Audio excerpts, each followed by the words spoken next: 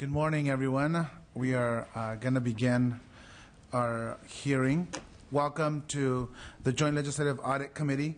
Today we are having an oversight hearing on the Commission on Teacher Credentialing. As many of you are aware, we held a hearing in May regarding the State Auditor's report that highlighted several deficiencies at the Commission and specifically at the Division of Professional Practices. At the hearing, we heard about a backlog for reviewing allegations of teacher misconduct, a backlog that was nearly 5,000 cases. We also learned that a complete lack of effective management and internal procedures were leading to the destruction of the division, threatening student safety. I don't take the auditor's report and her findings lightly, like mentioned in May. It is the legislature's responsibility to provide effective oversight and ensure that our taxpayer dollars are going to programs that provide a real purpose. The Commission, specifically the Division of Professional Practices, has a very important function investigating cases of teacher misconduct. The auditor's report highlights that the division was not functioning appropriately and that it was putting teachers and children at risk. Since our May 10th hearing, several things have occurred. The purpose of today's hearing is to learn where the Commission is in implementing the auditor's 11 recommendations, fundamental reforms for effective management, and the timeline for hiring a new executive director and general counsel. Since we last met, the Commission has submitted a 60-day report to the auditor about implementing all the recommendations. The executive director and general counsel have announced their resignations, and there are 2 acting executive directors who have taken on overseeing the changes at the Commission. So we have a great deal to discuss and review today. We are going to begin with our state auditor, Elaine Howell. She will go over the 60-day report received by the Commission on June 6th. I would also like her to brief us on a letter she submitted to the committee on May 31st. The letter highlighted the several conflicting statements made by the Commission staff at our last oversight hearing. Before Ms. Howell begins, I would like to ask any members of the committee or my vice chairman if they would like to make any comments at this time. No, other than I want to echo the chairman's comments regarding how critical this is for us, and I'm looking forward to trying to get things on the right path. Thank you.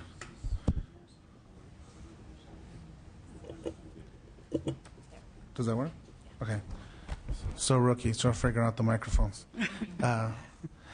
Welcome, State Auditor. Feel free to begin with your presentation. Thank you, Mr. Chair and members. First, I'd like to introduce my colleagues. To my right is Norm Calloway. Norm was the audit supervisor, the team leader on this project. To his right is Stephanie Ramirez-Ridgway. Stephanie was our senior staff counsel on this particular project as well. So if they're in the event there are specific questions, they certainly are the experts with regard to this particular audit. What I'd like to do is to go through, there should be a handout that you all have received from my office. And rather than go through all of the audit findings, I think the chair did a good job of highlighting what the issues were. Essentially, what I'll be going over today is the 60-day response that we received from the department. As I'm sure you're aware, after every audit we issue, we have a follow-up process where we expect the entity that we've audited to provide feedback to us as far as their status of implementing all the recommendations that we've made, and that happens at 60 days, 6 months, and 1 year. So this is the first follow-up response that we've received from the Commission, and look forward to receiving the 6-month and 1 year response. So what I'd like to do, start on page 4, which is where we have a grid, and I'm going to go over this at fairly high level, hopefully, and give you specifically what the recommendation was and what we think the status is at this point. In a nutshell, overall, we think the Commission has really made some significant progress in 60 days. We're actually pleased with their response to the report. When they provided the 60-day response to us, they reached out and had a meeting with my staff to walk my staff through their 60-day response. So just my opening comment, I do want to commend new leadership at the Commission that they really are attempting to make some changes. There's still much to be done, but we think it's heading in the proper direction. So the first recommendation that we made was related to the rap sheets. reports of arrest and prosecution, where we had a significant backlog. During the course of the audit, when we were beginning the audit, we saw that many of these were in paper format, and there was difficulty as far as making sure that they tracked all of the rap sheets, that they were making sure that they were addressing them promptly. They did convert to an electronic system, but even with that, we had recommendations relative to you're receiving some rap sheets for individuals who are no longer seeking a credential, who no longer are in the profession, teaching profession. So you need to make sure you communicate with the Department of Justice about those rap sheets that you no longer need to be receiving from Justice, so you can really narrow down your population to allow you to promptly address any rap sheets that come in electronically. So in their response, they actually addressed this in a two-step process. The first step was to convert to the electronic, and they did that, as I said, very early on when we were conducting the audit. The second step is to now go through those rap sheets and identify various populations, those for individuals for which they have been fingerprinted, they got the rap sheet, but they never received an application for a credential. So that individual has decided not to seek a teaching credential. We don't need those rap sheets anymore, and we don't need to continue to receive updates, or we, being the Commission, doesn't need to continue to receive updates. So they are identifying various populations. Some other populations are individuals who are, again, no longer in the profession or have been out of the profession for a certain number of years. The Commission has some specific information as far as numbers and totals related to that, but again, we think they're making progress. They anticipate completing this and really having identified those populations and communicated with Justice by November of this year. So that would be right around our 6-month response, maybe a little bit after that.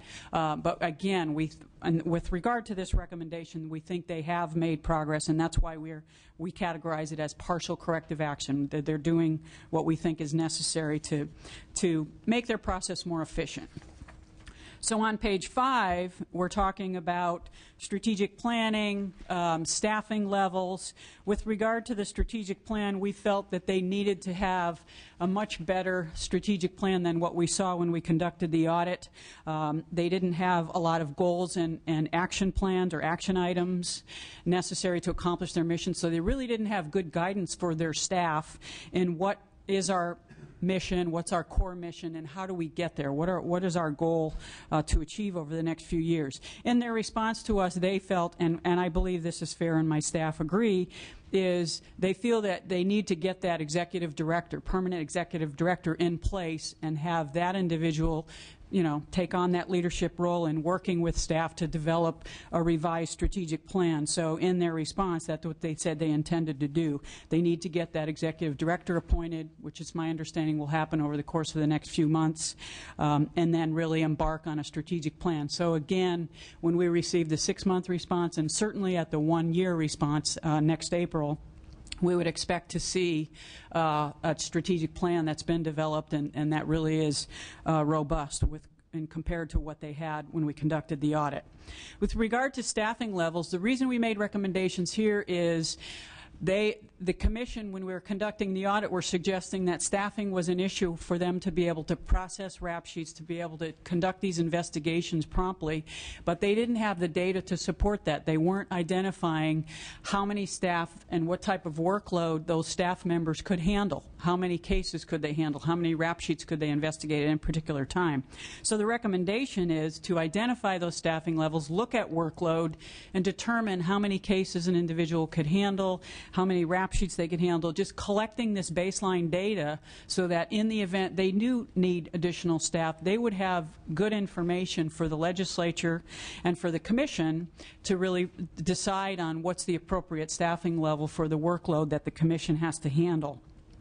In their 60-day response, they indicated that they are in the process of gathering the data, hopefully identifying all the various tasks that individuals are responsible for so that they can come up with baseline and then start tracking that over time.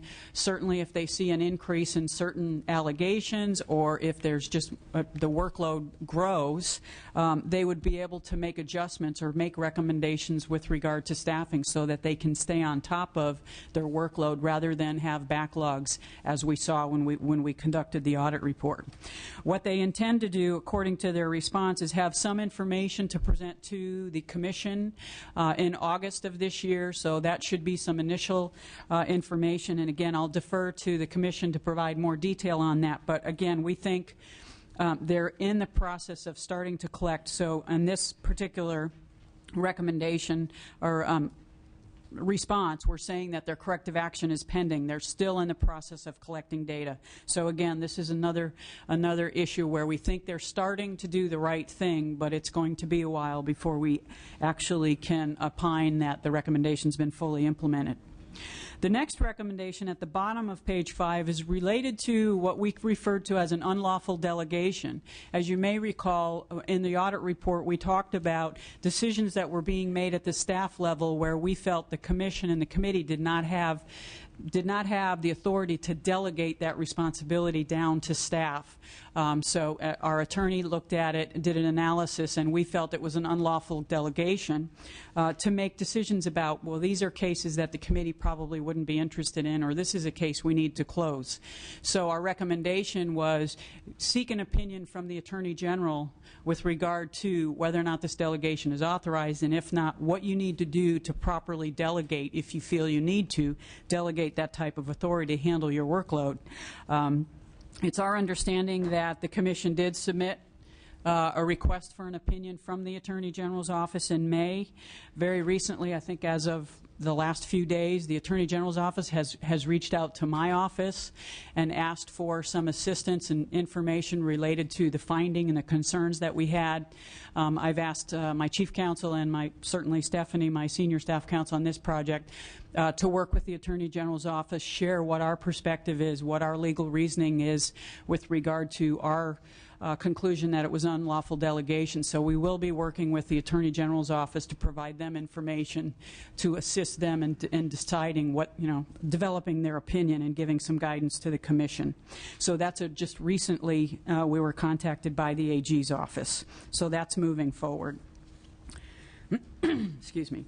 On page 6, the first recommendation on page 6, again, is once that Attorney General's opinion is received, then really put some protocols in place and make sure that you're following, your staff are following those procedures. If is there a need for a statutory change, work with the legislature, develop some legislation if necessary, if the Commission really feels that they need that type of a solution. As you can see in the right-hand column, we're saying that their corrective action is pending again. They intend to recommend to the Commission having some stakeholder meetings in August of this year. They certainly are still going to be waiting for the Attorney General's response with regard to the opinion.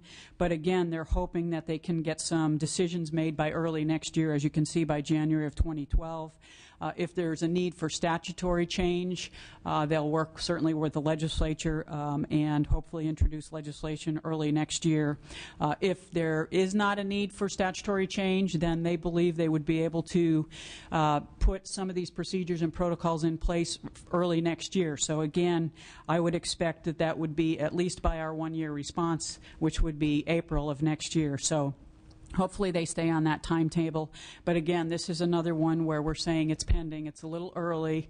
They have asked for the opinion that we suggested. We are going to work with the Attorney General's office and share our perspective and our legal reasoning with regard to the unlawful delegation.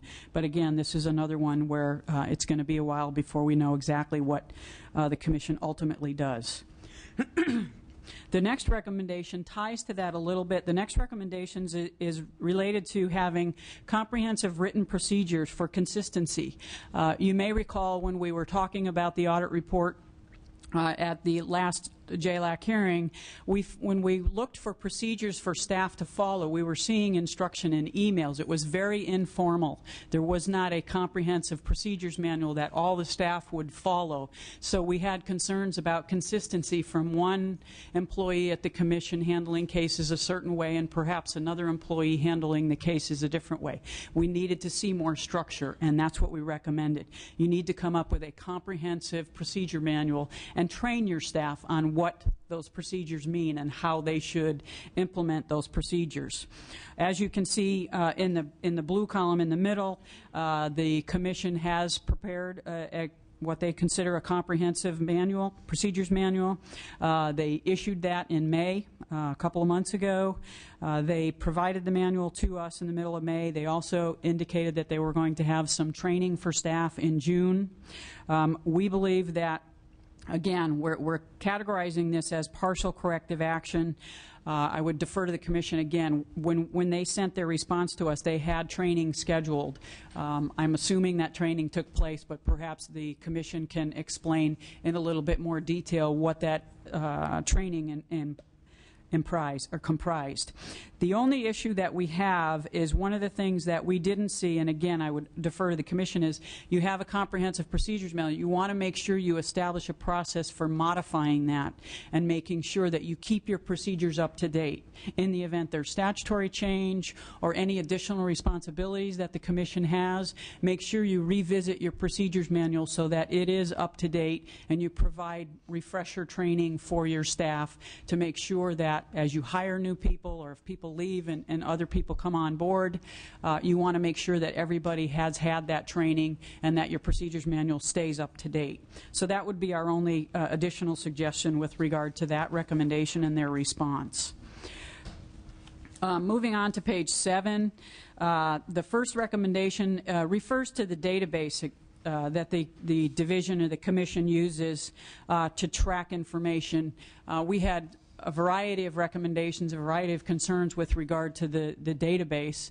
The big concern was we couldn't confirm, which is something we're required to do anytime we have to use electronic records, that the database is complete, it's accurate, it contains all of the information it's supposed to contain, and the information in there is accurate. We had issues with that when we looked at some paper files and tried to trace those to the electronic records. And I think it's obvious to everyone the reason that's so important is if you're going to create reports that allow you to identify any cases that are lagging or cases that haven't had any activity recently, that information is accurate. So you're basing decisions as a Commission division on accurate information. And so our recommendation was you've got to have the training, you have to have oversight. Make sure that whoever is responsible for maintaining the database, there's proper supervisory oversight to make sure that this database is complete and accurate so that when you do create reports for management to use, the management knows that they can rely on those reports to make proper decisions. The Commission replied to this. They've created a couple of reports, but the key information is that they actually are piloting some early, they intend to pilot a new plan for managing the database this fall. It'll be refined over time as they implement it. But we believe that, again, this is a step in the right direction, but it's still a bit early as far as, they're intending to pilot it in the fall. Their intent is to have the final plan and analysis of how they're going to manage this database, again by the one-year response, which would be next April. But we would expect to see at the 6th month, and they indicate in the 6th month they'll be able to give us more information with regard to this plan and how well their plan for maintaining the database is working. The next recommendation is very similar to that. The recommendation at the bottom of page 7 is again related to the database, and what we found when we went in, our IT folks went in and looked at the database, we look at controls. And what we mean there is, did people have the ability to go into the database and alter records? And if so, was there again supervisory review? Was that decision to alter that record approved by a supervisor or someone in management?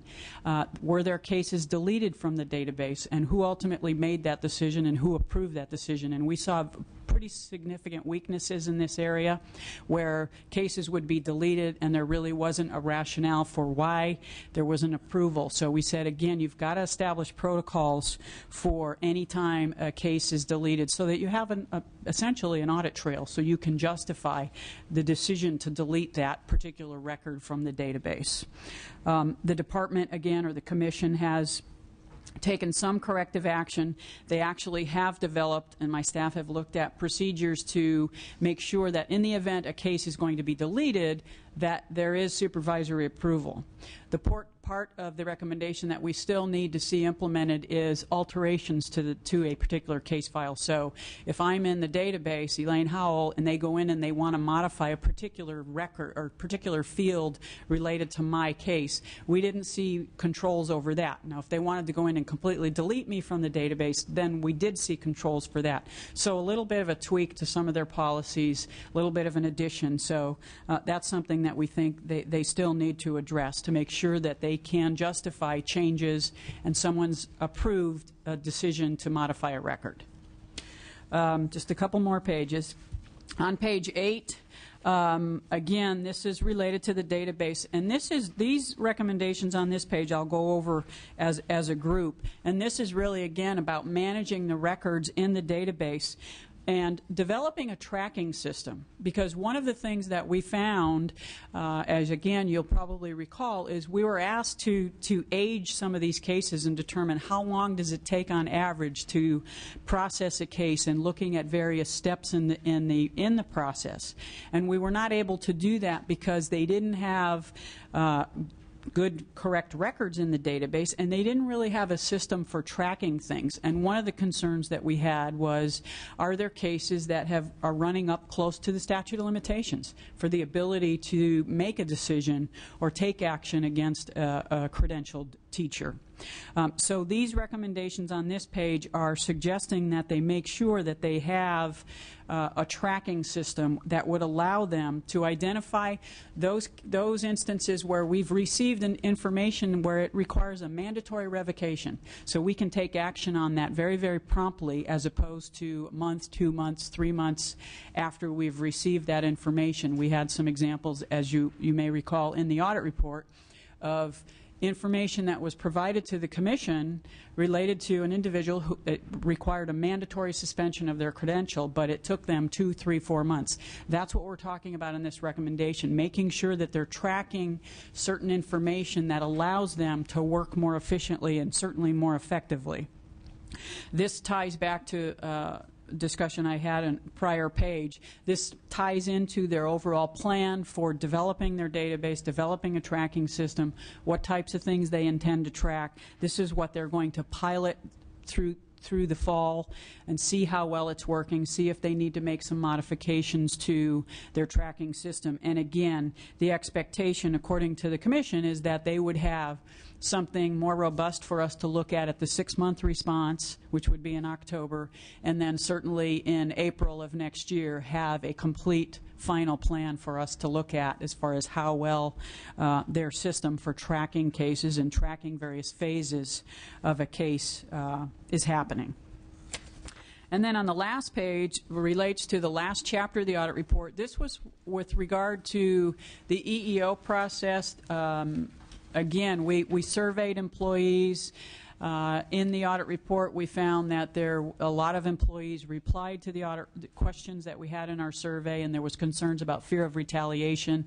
A lot of people did not know how to file a grievance, file an EEO complaint. So our recommendations in here was related to that, and also looking at the hiring process, because there was perception that there was favoritism.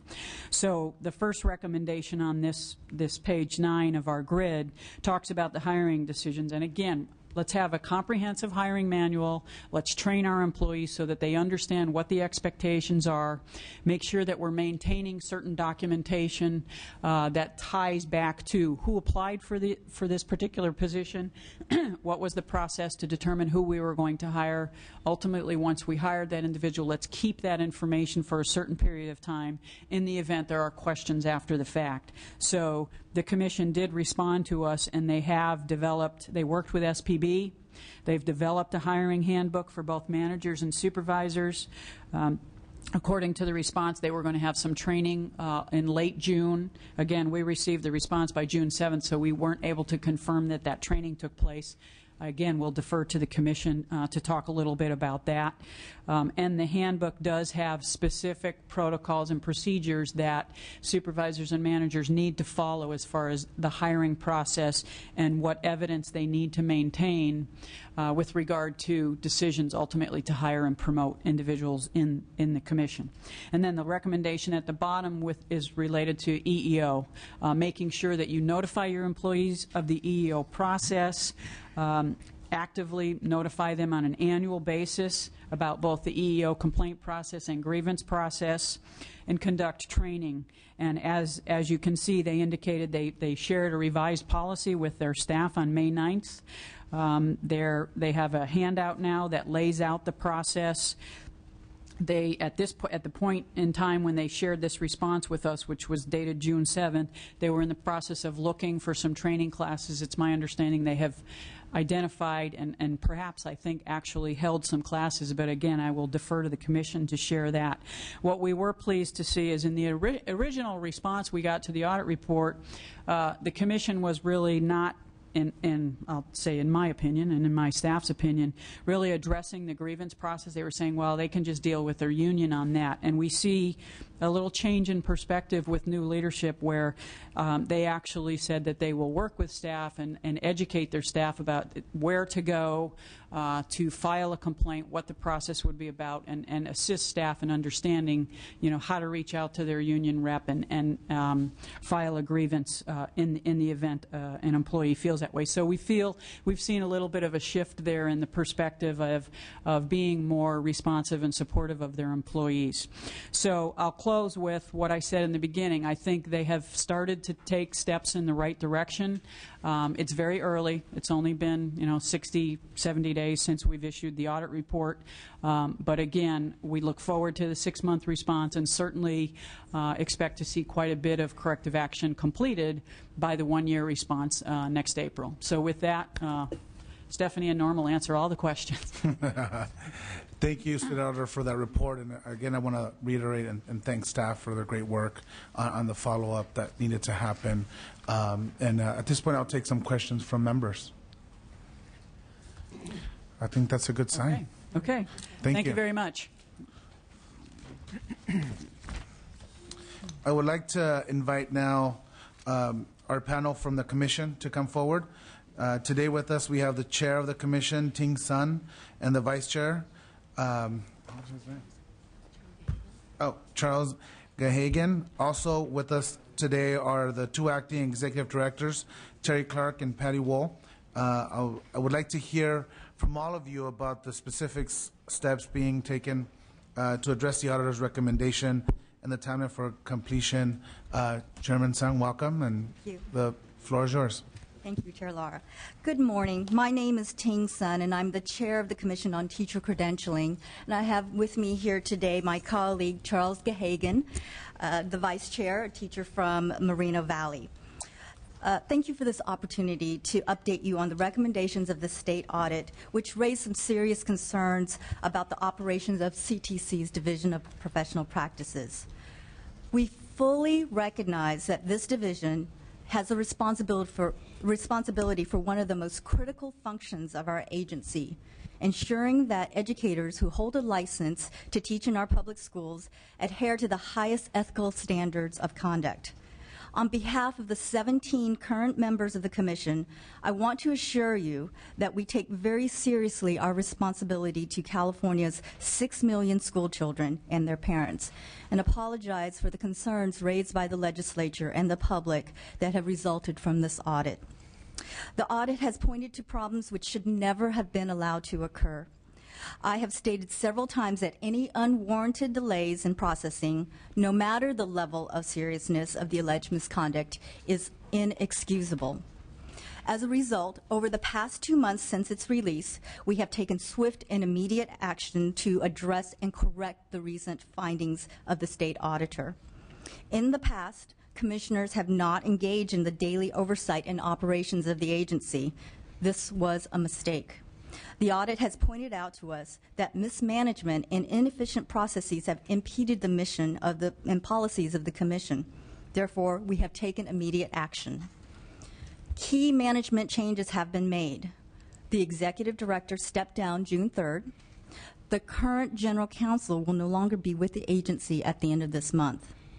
As you already know, since early June, Patty Wool and Terry Clark have temporarily been appointed to jointly run the agency, and we have directed them to move as quickly as possible to make any changes necessary to streamline the processes in our Division of Professional Practices. Just yesterday, the Commission took action to approve Beth Grable, who you all know, to serve as the interim executive director effective Monday, July 18th. Beth will be on loan to us from the Senate Education Committee until we have a new permanent executive director in place. Ms. Wool and Ms. Clark, although I'm sure happy to return to their regular duties, have volunteered to continue helping with the data tracking project, which has already been informing the commissioners much more about our workload and where our progress is.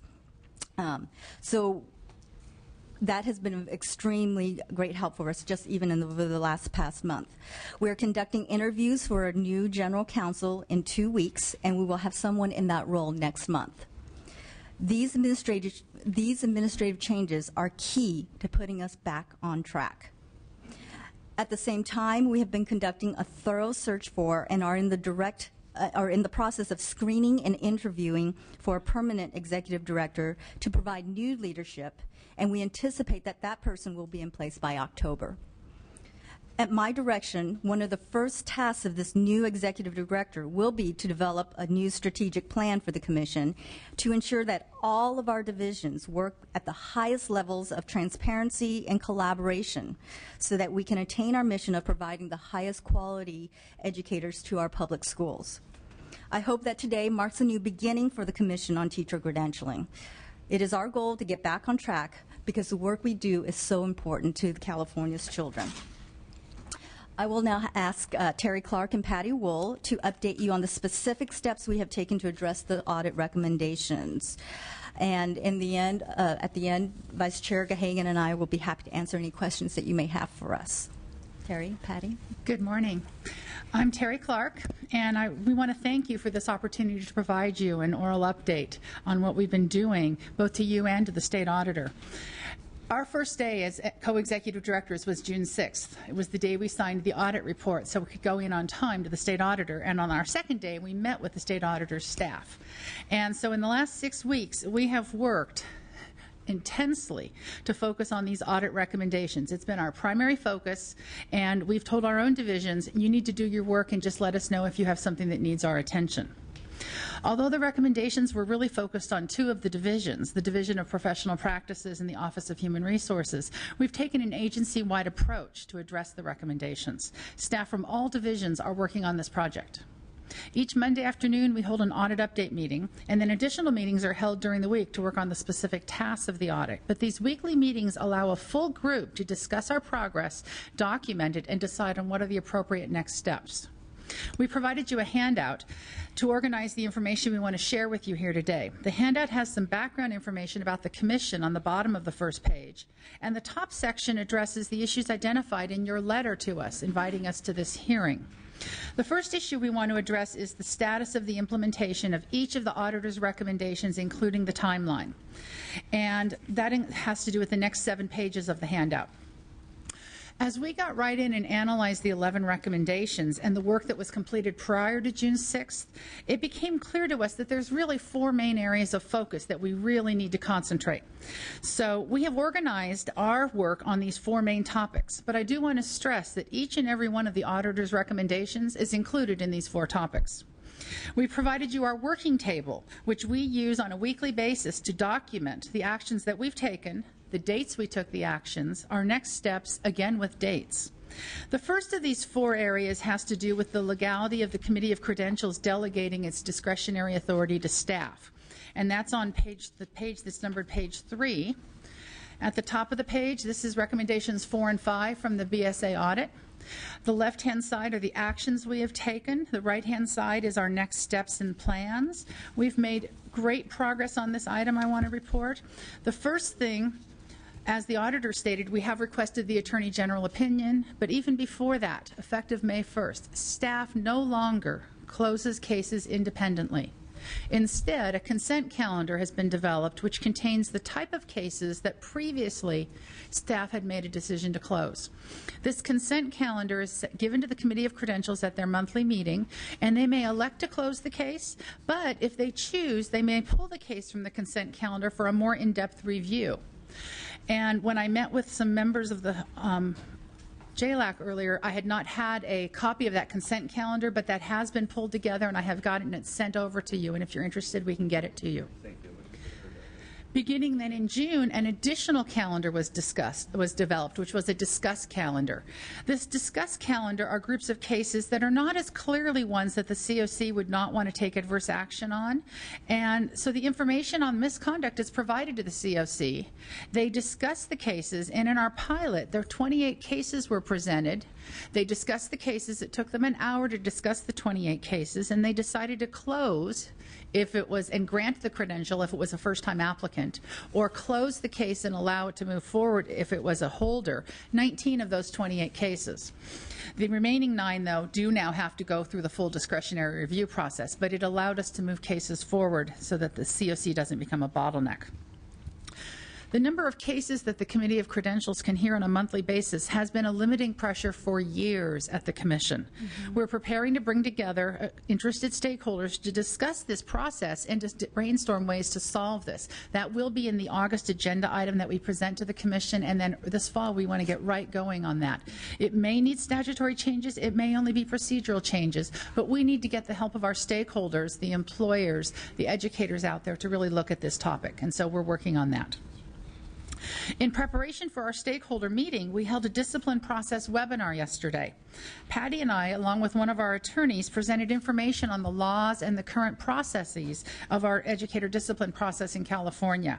Feedback has been very positive from that webinar. It is archived. We've been told the session was comprehensible and comprehensive, and that although the discipline process must be confidential for every applicant and every individual in the process, the procedures need to be transparent. It needs to be clear to the public what is happening, how it happens, and what is supposed to take place. And we believe that that webinar was one of the first steps to having that transparency in the discipline process. That is available for anyone to observe, to watch, an educator, an employer, a parent, a legislator, and so it's available at any time. Patty is going to talk about the second major focus of our work, the WRAP project, which starts on page 4 of the handout. Good morning. My name is Patty Wohl, and I'm the other co-executive director. I'm going to talk about the DOJ recommendation regarding the WRAP sheets, the reports of arrest and prosecution. So as the auditor mentioned, there are 2 phases to that. The first being that we started immediately, which was that as we got a WRAP sheet in, if we realized we didn't need this, we notified DOJ that we do not want any other additional WRAP sheets for this individual. That was fairly simple. The second piece is kind of this pool of people out there that we potentially could get a WRAP sheet for that we're saying we don't want to get one anymore. And this was identified as a recommendation. We've been looking at our case system and trying to see what our total pool is. We have about 1.1 million, basically, records of individuals out there. We've started to look at the pools of people that we feel we do not need to receive a WRAP for. Typically, these are individuals who should not be employed anymore. So one that they mentioned was the fingerprints, and they never sent in an application.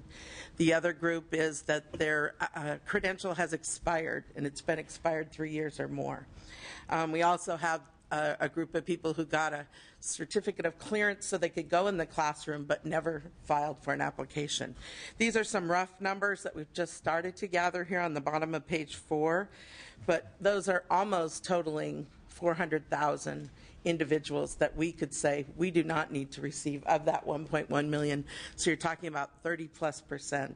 So if we can reduce the population and the numbers of WRAP sheets we get in, we should therefore have more time to focus on the ones we really need to. So we're excited about this one. We're looking to start some changes and maybe pilot the first fingerprint piece and see if we can work that through and then make the changes, and we're hoping to have that all in place by November. So we're excited about this one. On that point, Yes. ask a question. Or just at the end? Mr. Alejo, go ahead. Just on that point, how much that staff time, the 30%, just to process all that? How Well, much I think we had what's the estimate? 7,000 last year. We identified rap sheets that came in. We have approximately 8 office techs and some students and other help doing that work. So we really feel like it'll be an opportunity to focus them on the more critical work. And so But in terms of the cost to the commission, what would that equate to in terms of dollars? I don't think we've actually identified total cost. Hopefully later in the fall we'll be able to tell you that, because that really goes into pages 5 and 6, which is our third focus that we've identified, which is the issues with the Division of Professional Practices. And this addresses 6 of the auditor's recommendations.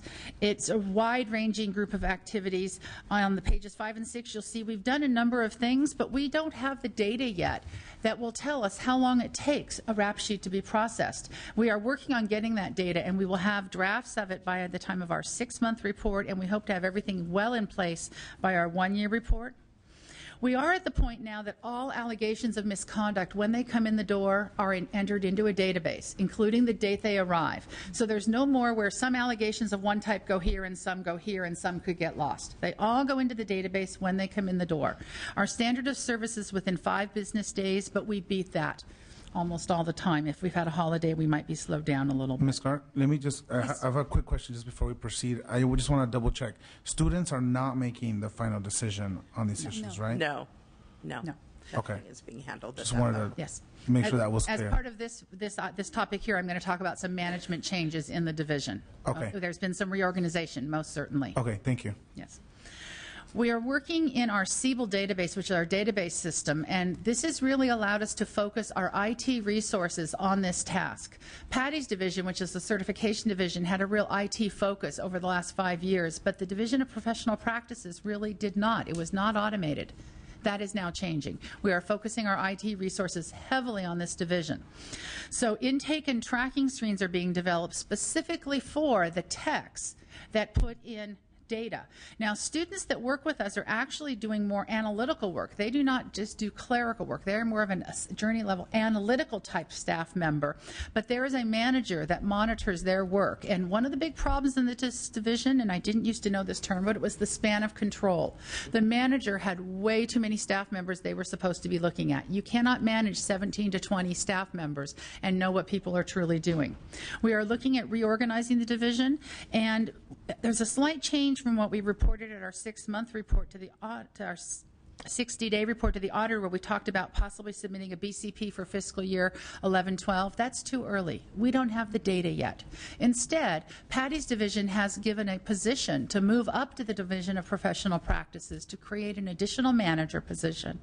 And we're taking one of the positions in the division to create another manager. So we have sufficient managers to truly monitor who's doing what. And once the new general counsel's on, we'll really get that organization going this fall. So we'll have a better management system, will have a better span of control to know what's happening, so the oversight procedures can be thoroughly developed and be useful. Because right now, if we tried to put oversight procedures in place, I'm not sure we know enough yet to be able to do that. That is why this is in progress. We have developed a procedures manual. It is written. It is all in one place. But the procedures need to be changing on a weekly basis because we need to be improving how we're doing this. As we bring in this, in fact, last night was our pilot. The intake and tracking screens were taken online last night. Well, now, when you input data, you do something a little differently. So the procedures manual has to be updated.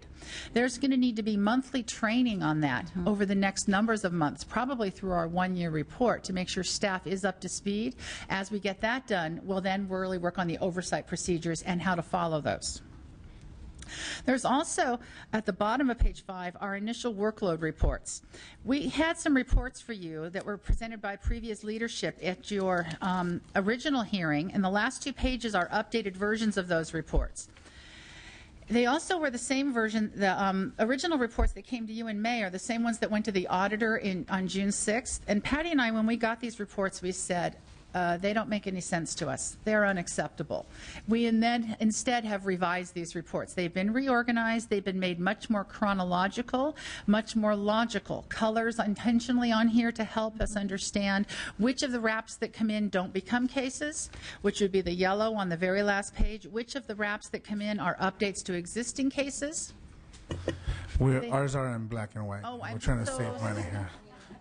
I did have to go to an extra computer at my building to get this printed in color for us, but I was able to find it. That will be pen and white. Yeah, the first 5 rows on the very last page. Yeah, if you could pass that one, that'd be We'll great. pass it around. Just so The very first members 5 can- rows, all those wraps that come in do not involve any sort of a case being opened because the person is in that group of people we don't need wraps for. It's a duplicate we already have. There's actually no application from that person in our building. It's a traffic infraction, which the committee does not investigate. The middle one about existing cases, 93 of the wraps that came in June were only updates for existing cases. It's not a new case. Whereas the bottom 4 rows are all new cases that had to get started. So in June, we had 215 new cases that came in the door based on wraps. This is information we did not used to have. The prior page to that takes us through the workload and the activity. How many requests do we make for documents about arrests and to the court? How much work does the Committee of Credentials complete in a month? What happens after the Committee of Credentials? How many cases have been settled? This type of data had not been available. It is now available on a monthly basis, and at the end of every month, it's posted on the Commissioner's private web page, so they can see it on a monthly basis, and it comes to them at a commission meeting, so they're apprised. These are only the first 2 of the reports. I've looked at this, and we have a total of how many cases were closed, but out of the 486 cases that were closed, we don't know where or when or what cases they were. We are developing a case close report that will be hopefully available for the August commission meeting. It has taken our database, we've really had to push because the data that was in there was not very friendly to doing some of these reports. So it's really been, staff has been working very hard on this. And then I think we have one last report, too. The case aging report. We have more than one last, but one more we know of that's listed on page 6, which is the case aging report. Of how long has a case been waiting for the committee? What type of case is it? And what type of misconduct, so that we really know what's going there. I think I want to let Patty take the time now to go ahead and talk about our 4th issue. So now we're on page 6, and we lumped kind of the 2 issues of 7. Oh, Mine says 7 at least. oh, okay, page 7. She's right. The issue of the hiring practices and the EEO, kind of our sort of human resources issues. Yeah, page 7. And so, as the auditor again mentioned, we did work with State Personnel Board. We have a hiring handbook in place. We did complete the training for supervisors and managers on June 22nd. So that piece is, at least we've got the infrastructure in place. We're getting ready to do some exams this month, so that will be our opportunity to follow that through and make sure that we're following our procedures. As far as the EEO policy, we did update that. We provided information to staff. We developed a handbook that outlines the complaint process. That's out on our intranet system. We're still looking for some EEO online training because we wanted to see if we could find an automated way to have staff and managers and supervisors get kind of an overview of that. Meanwhile, SEIU did come in on site and met with staff and gave them an EEO review. So they've kind of had several pieces of this to give them at least a concept of how to file a complaint if they need to file a complaint. Sort of another issue that was out there was this concept of retaliation. You know, it's obviously something we're concerned to hear about. It's been harder to pin down for us. But what we found was that they had a webinar on prevention of workplace retaliation. And so we had supervisors and managers watch that on June 15th. Those that missed it, we're getting an archive version, and we're going to make that mandatory for all staff. So it's just at least one more way to say, you know, identify this, make supervisors and managers aware of it, and to be cognizant of that's not the environment we want. Ms. Wall, I have a question for you. Sure. On that bullet that says there's 27 supervisors and managers. Right. And the entire commission, there's 166 employees, right? Correct. So I'm trying to figure out, there's six staff per manager. Is that normal? Is that appropriate staffing? I'm just asking. Yeah, different classifications have different levels. Typically, I'll just take a manager one is supposed to supervise 3 to 6 analysts. That's a typical structure. And so the state service is built on that pyramid of so many office techs to a supervisor, so many supervisors to another manager level, and that works throughout the.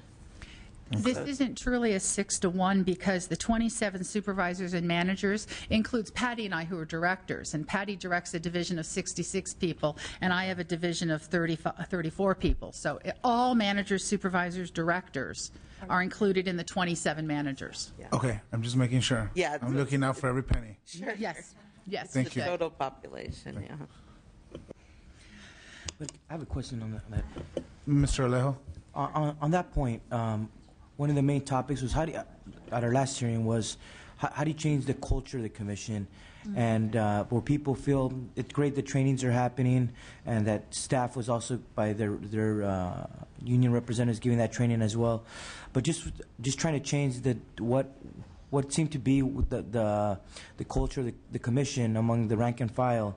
And I know you've taken a lot of steps to address that, but if you could just enlighten us about just like basic things like having regular staff meetings, Sure. where different offices wouldn't be working in silos.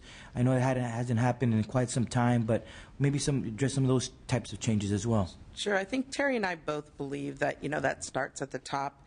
We run our divisions with very open door policies. We have regular staff meetings. Our first week in these jobs, we had an all-staff meeting. We've since then decided that the Division of Professional Practices maybe needed additional attention. So we actually held separate meetings with them in small groups. So we met with the investigators in one meeting. These each were hour-long discussion meetings back and forth. We met with the analysts and we met with the office techs. We did find out in those meetings that some of them had not had a staff meeting in 3 years. We thought that was pretty appalling. So the managers we've put in place, because we've done some restructuring, we have said that's number one. You need to meet with them weekly. We have regular senior managers meetings that needs to be passed down to staff on a regular basis. And if you have those kind of meetings, I think it sort of opens up the lines of communication so people feel they can speak up in those meetings and have some back and forth. So we learned quite a bit in these 3 division meetings. They gave us lots of ideas for system changes. We realized they hadn't even really been involved in a lot of the audit changes. They didn't really know some of these things that were going on. So we spent a lot of time explaining to them what had happened so far. We agreed to give them, every time we had new systems and case tracking and screen prints, we wanted them to do the testing for us, to look at those screens, to help us create a better product. They have a lot of good ideas. We wrote those down. We're bringing them back to our weekly audit meetings. So I think we're trying to generate that culture. And so I think it'll be important for the hiring of the executive director, the hiring of this chief counsel. I think we have to make that clear that that's a priority for us, that communicating with staff is important. Ms. Wall, I have a follow-up to Mr. Alejo's question, and thank you for bringing that up because I actually had it here. So not to beat a dead horse, but why do you think that communication didn't exist between the division managers? I mean, to me, it seems like it's common sense that everybody within every division manager was talking to each other and should have, and the issue of the IT folks, everybody using the different IT folks for different divisions. I mean, I'm just trying to figure out why that culture existed. How did that become? Let me start on this one so that I can laud Patty, because Patty's a 25-year manager with the state. She's worked in multiple agencies, and she understands management. When you have a division that's headed by a CEA who is an attorney, that's not a manager. I'm learning about management in the 6 weeks I've been working with Patty in this role. I'm learning more of how to manage. You got to have a couple of attorneys on the committee. Well, not an attorney is not a wonderful human being, but an attorney is not the person to manage the 29 employees, including the office techs and the students. The attorney has her own work to do. She has to prepare cases. And so we're really discussing a more of a bifurcated management system in that division where there still is the CEA who's the chief counsel, but they do not manage the production line. Patty can talk to you about managing a production line in the certification division where she manages over 250,000 credential applications a year. So having a manager who truly knows how to work with staff members and to get the most out of each staff member and to readjust, knowing on a weekly basis what's going on, I think that's going to be critical. Yeah. It's just different skills. You know, I always say you have this super tech and you decide to promote them. But what makes a super tech is somebody who's really good at research, doing their work independently, doing all these things. But what a manager needs to do is work in a team. They have to look at all these individuals. They have to not be the super tech. They have to see that staff, have different levels of experience. People can do things differently. They have different skills. And so you can't expect everyone to perform at a particular level. You have to look for what are people best at, how do you do that, understand the personnel system, who can you promote, how can you promote, are people working at the right classifications, do they have the right number of managers per staff, those kinds of things that come from a lot of years working at the state. Even when I came to credentialing, the span of control of there was out. They had individual managers with 17 analysts under them. If you're supposed to have 6 and no more, that's really hard to manage 17 direct reports all doing different work.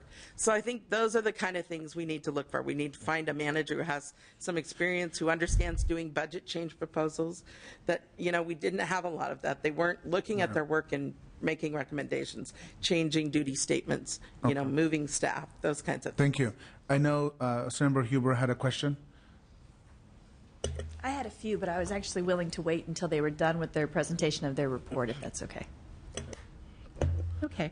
We had a couple more things in that on the very first page, you had identified some topics in your letter to us. And so the second topic had to do with updating the current caseload about what's going on in DPP and any actions that we've taken to reduce the backlog. And the RAP project that Patty talked to you about is a huge part of that, because if we can reduce what's coming in by 1/3, that's not going to allow a backlog to build again. The other thing is that the backlog of RAPs that were there have been cleared. They have been processed, and they are no longer a backlog of RAPs. That doesn't mean there aren't cases that are waiting to be heard and go to the Committee of Credentials, but RAPs are processed when they come in now. In addition, the DPP reports, which you have the 2 examples at the back, they're being developed, and we're looking at those on a monthly and actually a weekly basis. We're asking the managers in DPP to look weekly at what's going on in these reports so they can see how to maybe move their staff around. And then finally, increasing the number of consent items going to the Committee of Credentials. And we had some information on the specific number on page 3 of the item, where in May 126 cases went to the Committee of Credentials on consent. This is not the 50 cases that go for an initial review and the 45 or 50 that are going also for a formal review. These are additional cases on consent, and then that went up to 283 of them in June. So we're really working to make sure we know where each case is and how to move each case forward so that a backlog does not reform as far as getting things ready for the committee. And Patty has... Sure, your next item talked about how do we make sure this doesn't happen again. And many of the things we've talked about are in place, which is that we now have a tracking system. We're entering all these rap sheets and cases, and they're moving through a process, and we can get reports on that. We have the 4 workload charts that we're working on. We're talking about an oversight report that is kind of a general management review of what do you look at, what do you look for, how often do you look at these, and that will be creating kind of at the end of this process. And then the idea that we would have a better organizational structure that lent itself to more success in this area and better control. The last of specific topics you asked us about. Oh, I'm sorry. I apologize. Oh, it's okay. That's all right. I'm sorry. Senator, are you guys almost? Yeah, done. we are. Okay, can we just make sure they just finish and then we'll ask a question? I apologize if with your indulgence. I had a previous committee and I have to leave Go ahead. this one. Go ahead, Senator. There's really one question I want to drill down to with your indulgence. Thank you. Is that I appreciate that we have that the RAPs that you have are being processed there. That's good policy, but how would I or how would this committee feel confident that actually having these cases heard in a timely fashion and catch up on the backlog? Because again, you're talking about a risk level with adults with kids here on some very questionable charges. What is really being done to catch up that backlog and have it to where that's going to be a fine-tuned machine going forward, so those are heard immediate or as close to immediately as possible, and we don't have this risk? As far as the risk, there's a couple other things that happen in that employers usually take the teacher out of the classroom. The employer is the first line of defense in this situation. And if a person is charged with specific offenses, sex with a child, drugs with a child, that is an auto suspend, which means the credential is suspended through the legal process until there's a discretionary review. So the people that still hold their credentials while they're waiting are not people that have been charged with a sex offense with a child or an alcohol drug offense with a child. Now, that doesn't mean there aren't other people that really shouldn't be with children either. You are right. And how many hours is it between a charge is brought and that determination is made by the commission to actually remove them? I mean, as a parent, what is that timeline? How quick is it? It is an auto process, and my understanding is when the RAP comes in, which it comes in now, it is processed that day. It gets taken care of then. It does not need to wait to go to the committee for action. The commission has a consent, but I will have to check with our legal staff about please. that. So we will get back I'm to also you. assuming there's due process issue. Well, and that's the other side we have to balance is because a person is charged doesn't mean that they are actually guilty. And so in our webinar that we did yesterday, we talked about this, that this system must balance safety for students and teachers and the due process rights of the individual. So you're exactly right.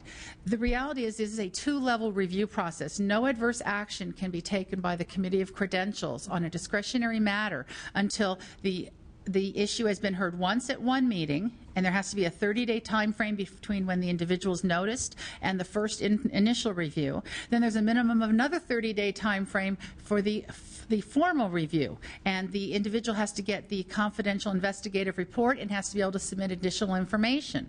So this is not going to happen within a week or days. This is going to still take months. That is how the process is currently on the designed. process, but much like an officer maybe involved in a shooting is immediately on administrative leave with no guilt assumed because of due process.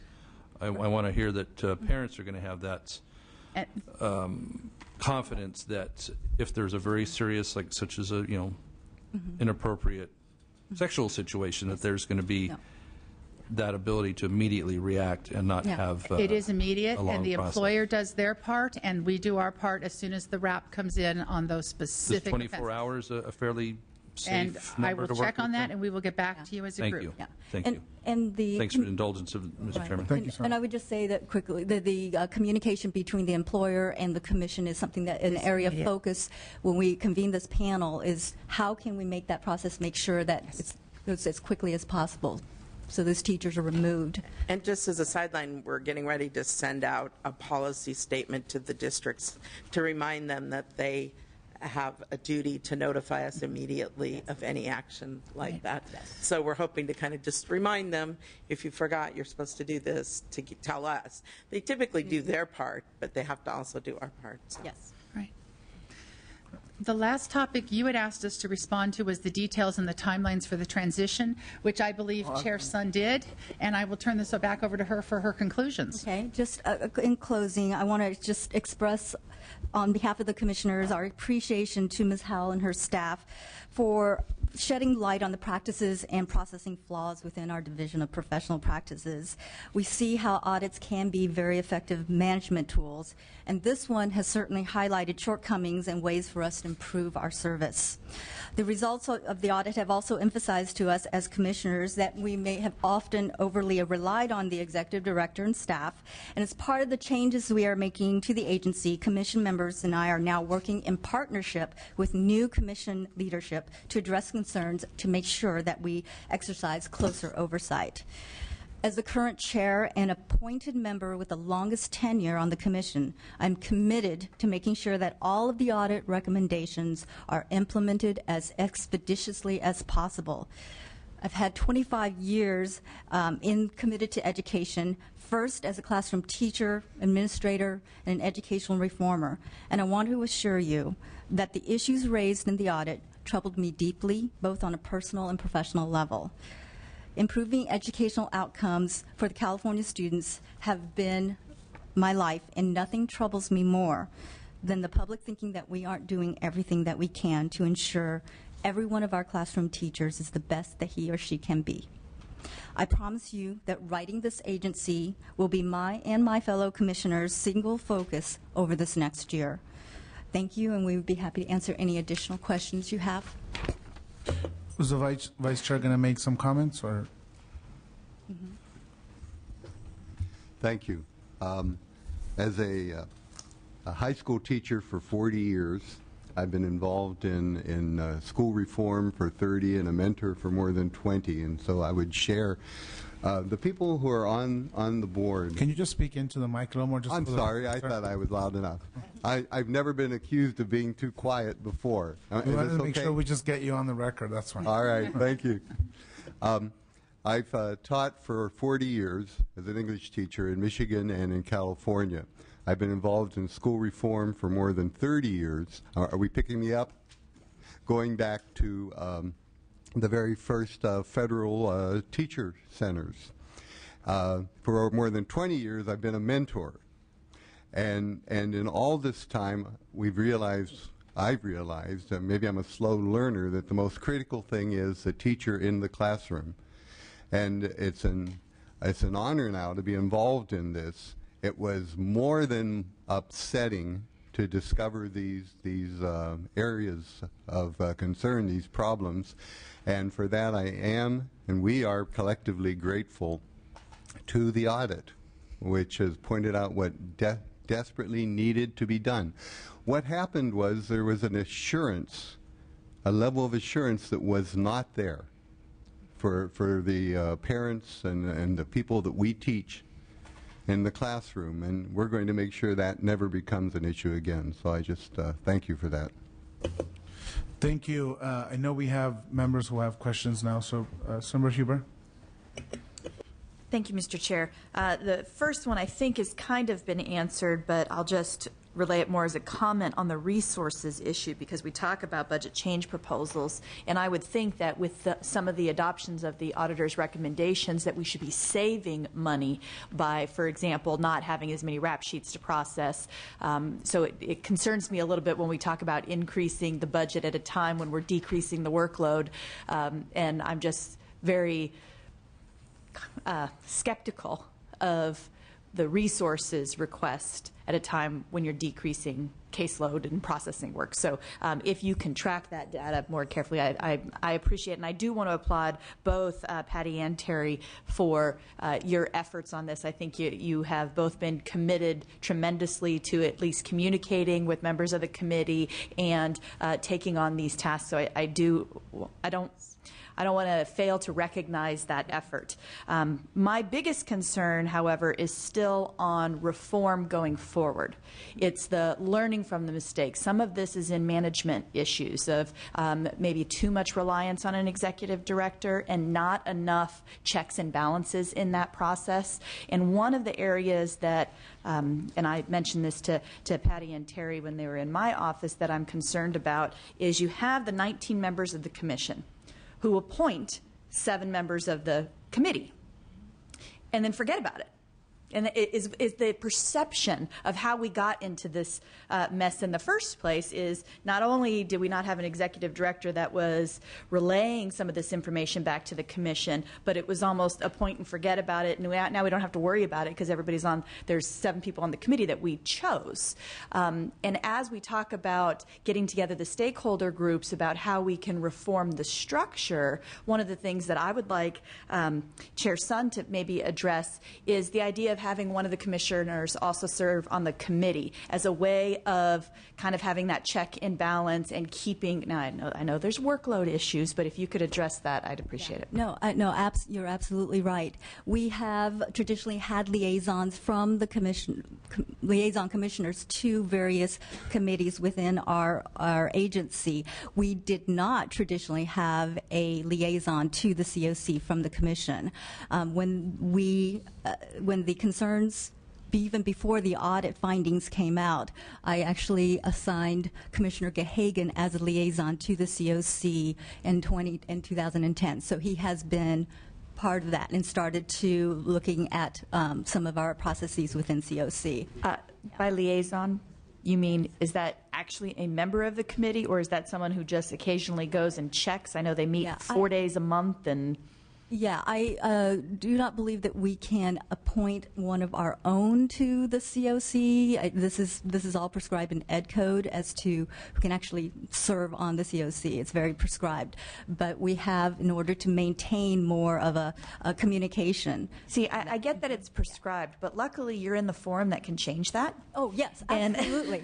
And that's part of the reason why I asked the question. It's not. I know the way the structure is right now. The question is, should we, as a legislature, be looking at changing the structure in order to create those checks and balances so that we don't have a committee that runs amok and no one knows about it. Yeah, and absolutely. And I didn't quite get your question, but yes, absolutely. We are looking at restructuring the Division of Professional Practices and what we do. And as I said, that one of the first assignments of the new executive director will be to develop a strategic plan on how will be more transparent and provide more collaboration and communication among all of the divisions. Chair, and I know the auditor had recommended after the one-year review potential changes to statute that we might need to further enhance the transparency. So we look forward to having that report and so to give the legislature a guideline of what we need to do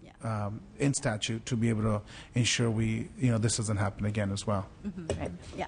And then my last question, since that part can take a while to do those kinds of structural reforms because they do require legislative action, is on the things that are being put in place as more permanent. What I worry about is when our acting executive, co-executive directors step aside. There's currently the aging report, the monthly active summary, all of that stuff's going to you all.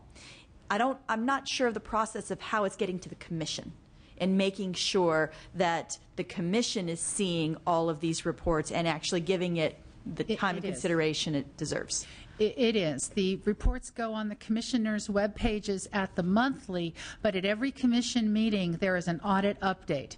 And at the August meeting, Patty and I will probably still be doing it, and then Beth Grable will probably take over that responsibility, although Patty and I are not moving out of the work to address the audit. So there will be a standing item at each of the commission meetings where this is publicly discussed between now and when the year report is due.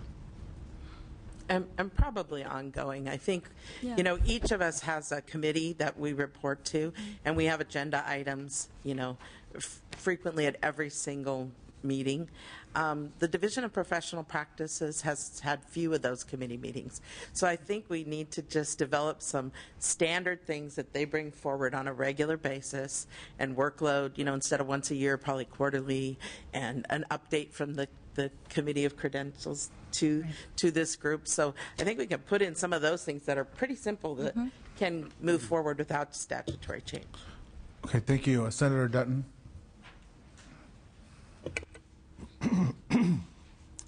I'm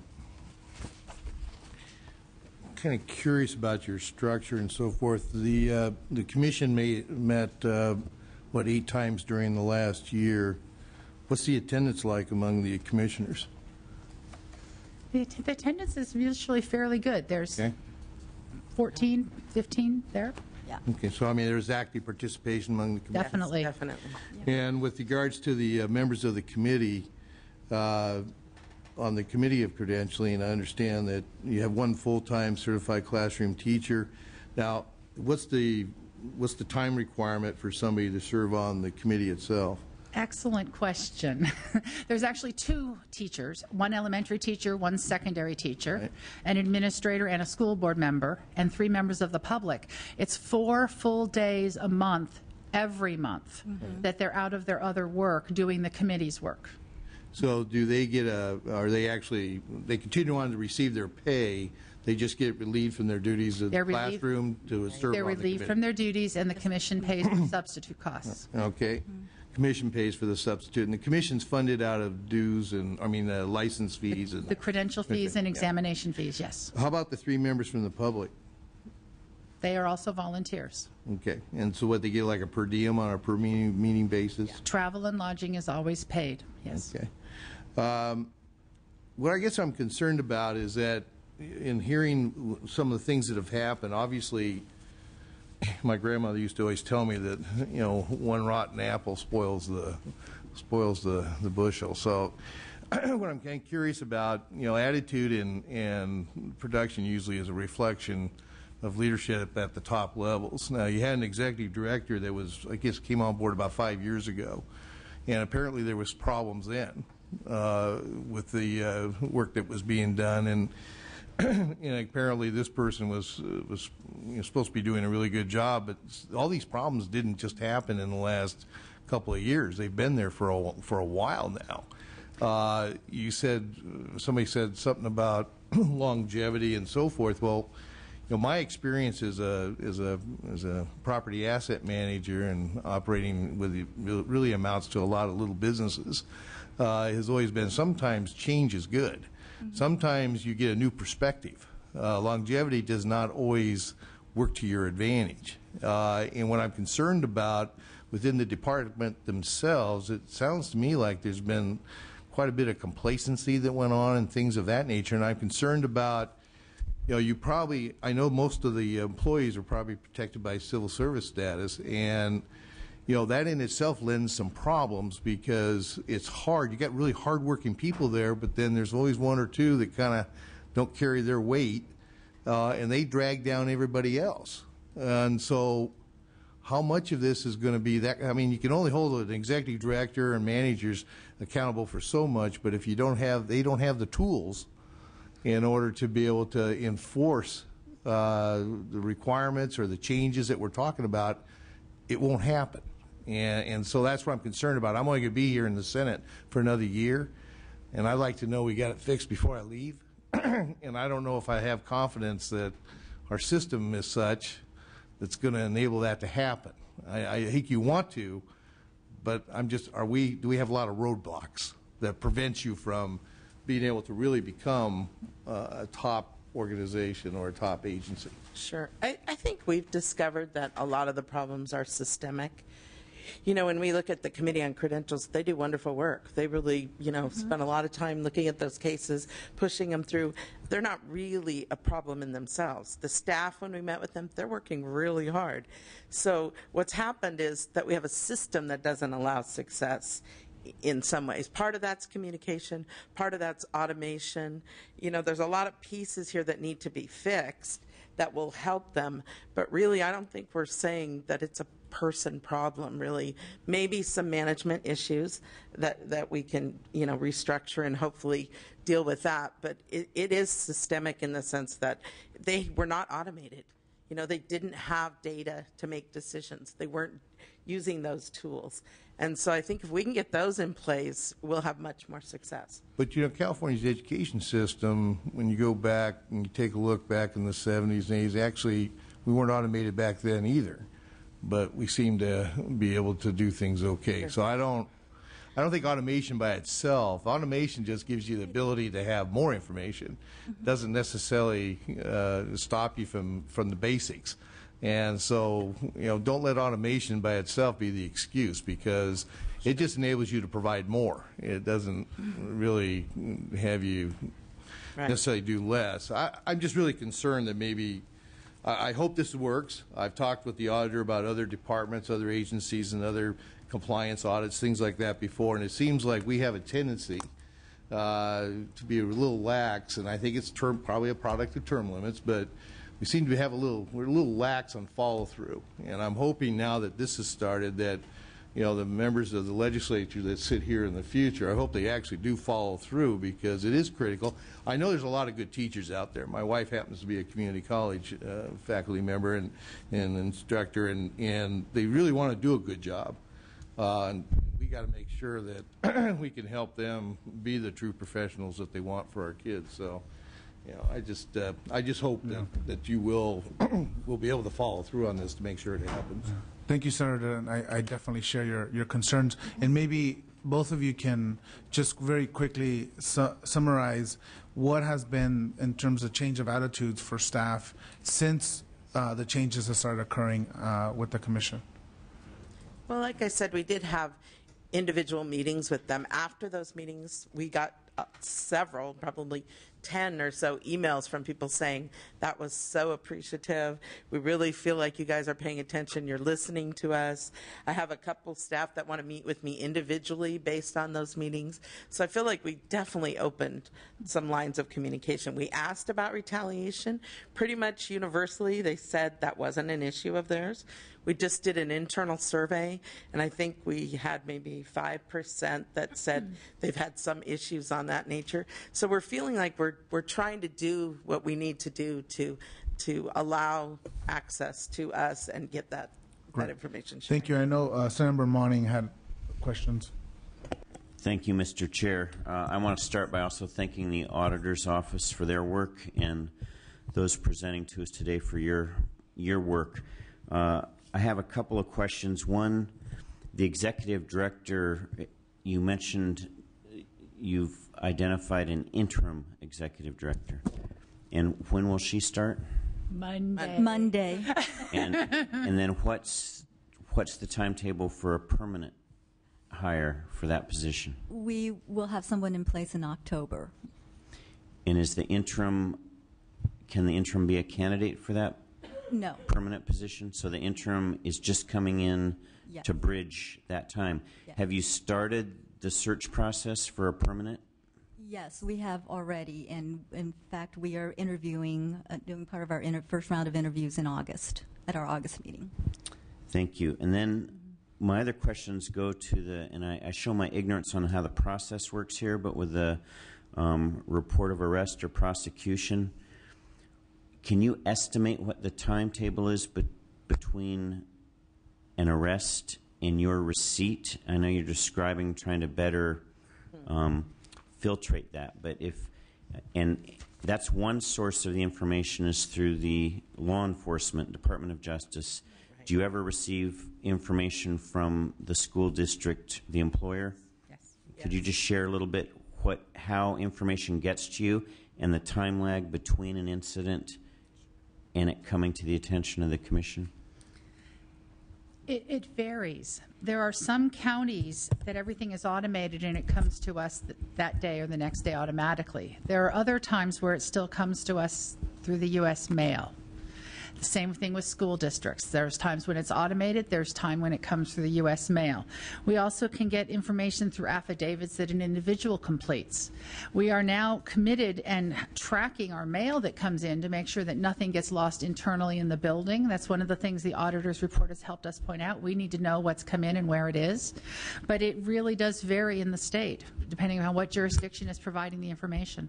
Are you ever the first to alert the school district that an employee, that you've received the arrest record? We could, because there's a national association that occasionally will, so another state has an incident, they post it on a national website, and we have access to that. Well, let's just take a case in California. Okay. Let's say a credentialed teacher is arrested, let's say for a DUI. That does go into your system, right? Yes. You said not traffic infractions, but a DUI would. Maybe that teacher's driving kids to a sporting event or something. But you get the notice of the DUI arrest. Do you automatically alert the school district, the employer? How do you know that they're aware of it? They also get a notice of arrest. Most districts and employers also fingerprint. the teachers, and therefore they get notice of arrests also. At the same time we do. From the DOJ. Right. Does that mean they have an employee in the school district who's monitoring those reports? I We assume, hope yes. so. Well, I'd be curious to know what the level of competency is among school districts. My guess is there's a real difference in performance. And again, I look at this, I think we all share the common objective of protecting kids first and foremost. Sure.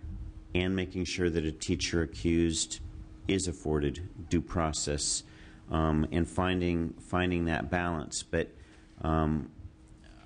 I think with the volume of reporting that's coming through, where I see a potential gap is a school district not being aware of it as soon as they should be. You mentioned there's some criteria for an automatic suspension pending the full investigation.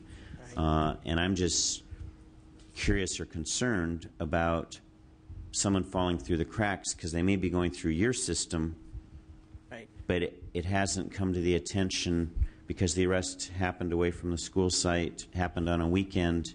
We do have an all points bulletin that we send out, and we send that out regularly to all districts and employers. So as we get these offenders, they're notified, and we give them that information. So that does help. So that is part of your protocol. Yes, it's part of our process. Mm-hmm. And again, I think, and I know the dedication of basically volunteers who serve on the commission and members of the profession. A lot of the work of the auditor and the work of you as co-interim directors has been on the internal organization and competency. Yeah. But I think we have to be careful in not getting so focused on the administrative objectives that we lose sight of the efficacy of what we're trying to do, which is protect kids. So my interest is just kind of looking at these protocols through the lens of early action while protecting rights of teachers. But my guess is some school districts with cuts to school budgets, there's school nurses are a thing of the past. Administrations have taken huge hits, and making sure that this mechanism does protect students first and foremost. So again, thank you for your labors over the last weeks and for being here today. Thank you. Thank you. Are there any additional questions for Senator Alejo? So I just wanted to really thank you. It really shows what a difference 60 days can make from having to step in a role even less for you that came in a month and a half ago on June 6th or so. So I think it's important for you to hear just from this JLAC committee that we appreciate that work.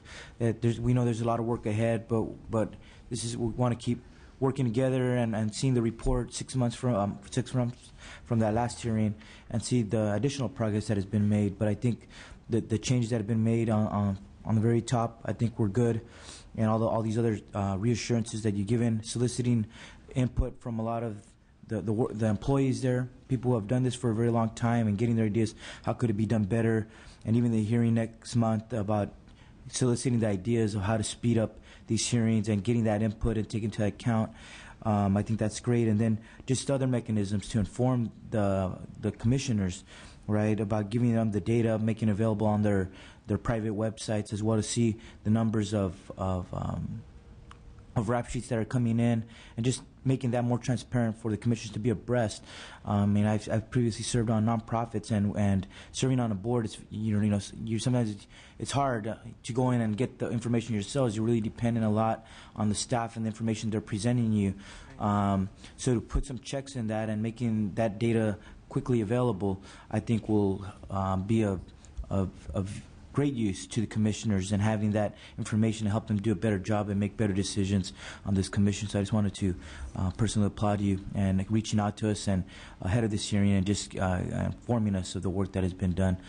So I thank you. If you could extend that we're pleased to see the progress that has been made so far, but looking forward to the work ahead as well. Thank you. Thank you, Senator Alejo. I also just briefly want to thank you for coming. And to the commissioners, we always talk about, and you mentioned you're an educational reformer, and I would remind you to keep that reformer hat on.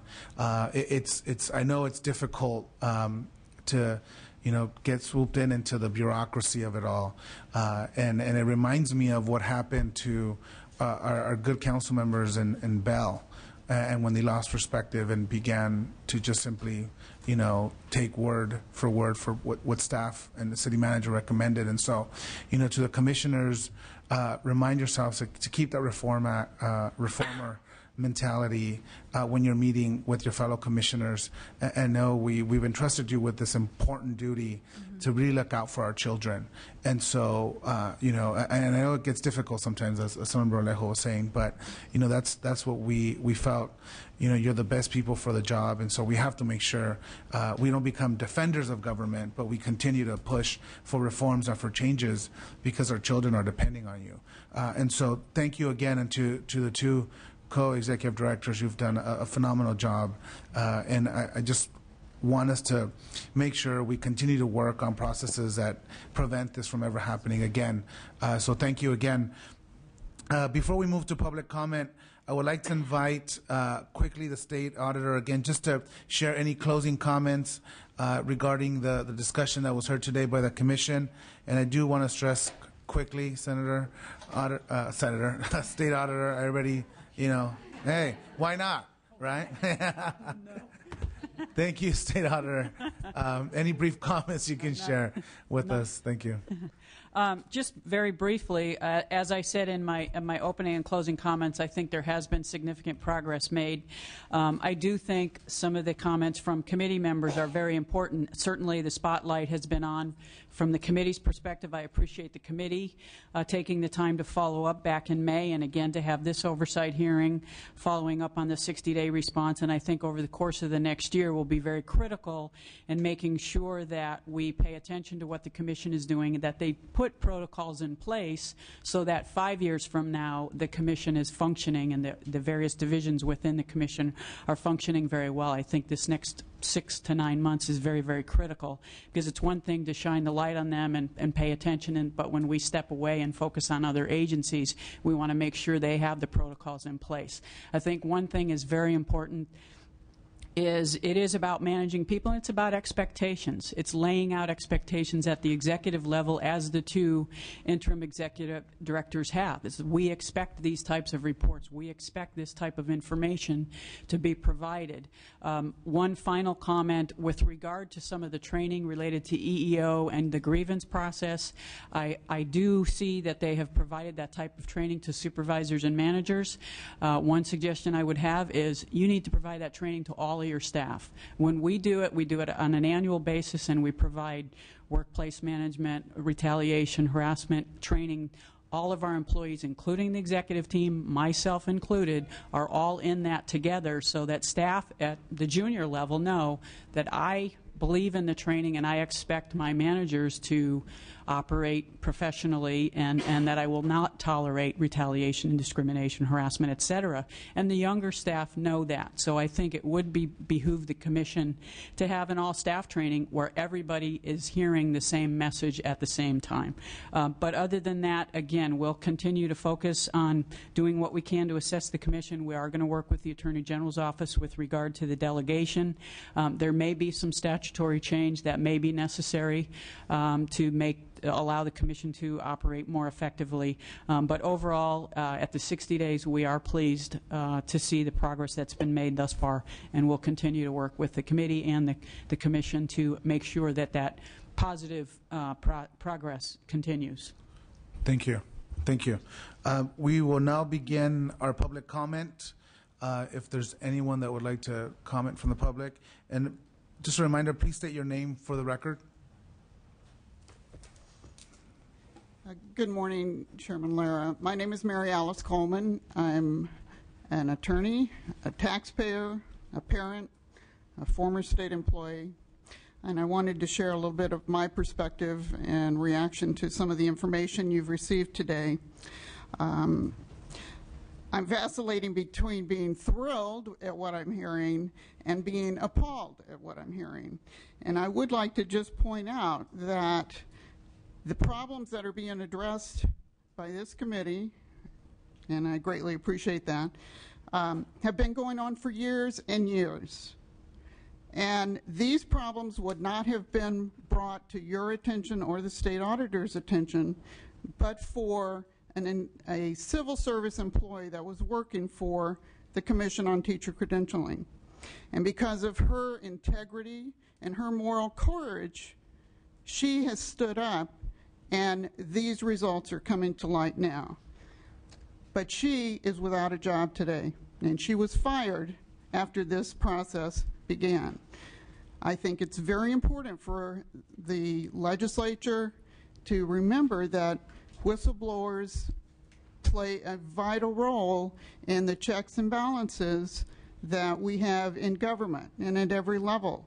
And it's very important for you to make sure that the whistleblower protection laws are enforced, and that retaliation against employees who come forward is not tolerated at any possible level. I think it's important also for you to know that the very members and very commission members and very staff members who were involved in some of this misconduct continue to exist at the commission, and I hope you will be very mindful about watching as that proceeds out. And I'm happy, like you, to hear all of the great things that have happened in the last 6 weeks. But this is by far a very short record to be watching for on problems that have existed and been allowed to exist for years and years and years. And no one would know that if someone on the inside had not stepped up and brought that to your attention. I would also like to point out that someone here today also was a public member on the Commission on Credentials. Now, I know the legislature appreciates the significance of a public member. The statutory creations for those make sure that there is someone from the public who has no vested interest in the workings of these bodies. And the two commission members who were here today were involved in expelling the public member recently from the Commission on Credentials because some issues that I think are totally inappropriate. And this legislative committee should certainly look into that. There is ongoing wrongdoing that needs to be continued to watch. I appreciate your time. And thank you for your attention to these problems. Thank you. And I'll commit to you that I don't plan on leaving anytime soon. And so I will continue to do my due diligence in ensuring that we address the issues of the Commission. Thank you. Thank you. Thank you to the members of the committee and folks that came to testify today. I'd like to thank everyone for participating in today's oversight hearing. I think it's clear our State Auditor, Elaine Howell's audit report and our ongoing oversight have sparked much needed change in the Commission. It has brought about the awareness on the serious deficiencies that could go unnoticed. In an effort to continue this oversight, I'm proud to say that we are authoring, I, along with Senator Pro Tem Steinberg, are authoring AB 229 that will appoint an enforcement program monitor to the Commission for a period of 2 years. The monitor will report to the legislature and this committee every 6 months to provide a final report on his or her findings by January 1st, 2014. I believe that this is important to make sure that the systemic changes continues and that we are alerted to any of other issues that may arise. And obviously, again, mentioned by the various commission members, protecting our children and serving the best interest of our teachers is the goal. And so I think that this legislation, coupled with the new executive director, the new general counsel, and the new direction that the commission is taking will restore faith in the commission, and not only in public service, but for the state as well. And so again, I want to thank everyone that participated in today's hearing, and this meeting is adjourned.